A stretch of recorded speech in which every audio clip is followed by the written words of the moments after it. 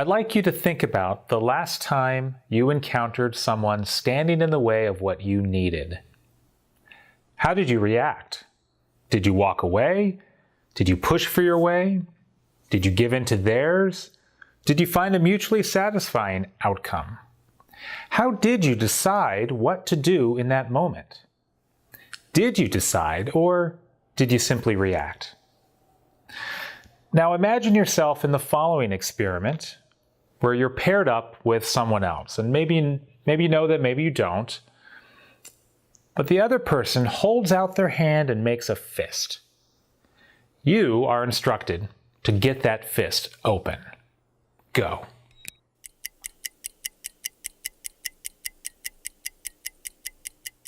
Okay, time's up. What happened? Did you get the fist open? What was the winning technique? Did you pry at their pinky or pull at their thumb, or perhaps you tickled them? Perhaps you tricked them into shaking your hand, or maybe you even bribed them with cash. If you found your imaginary self doing any of these things, you're not alone. In fact, when this very experiment is actually conducted in real life, 80 to 90% of the participants in any given group immediately, without any apparent consideration of alternatives, engages in these very tactics. And those greeted in this way generally do not open their fist, at least not voluntarily, and many succeed in fending off their attackers long enough to survive the exercise without losing. Now, it's all in good fun, of course, but the results are telling. They suggest an overwhelming predisposition to responding to a barrier with competition or a forceful approach. And why wouldn't you? After all, how else would you get your partner's fist open? Well, here's where it gets interesting.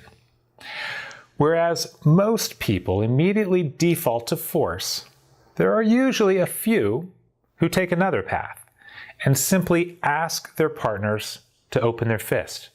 That's right, they simply say, "Would you please open your fist?" And lo and behold, it works.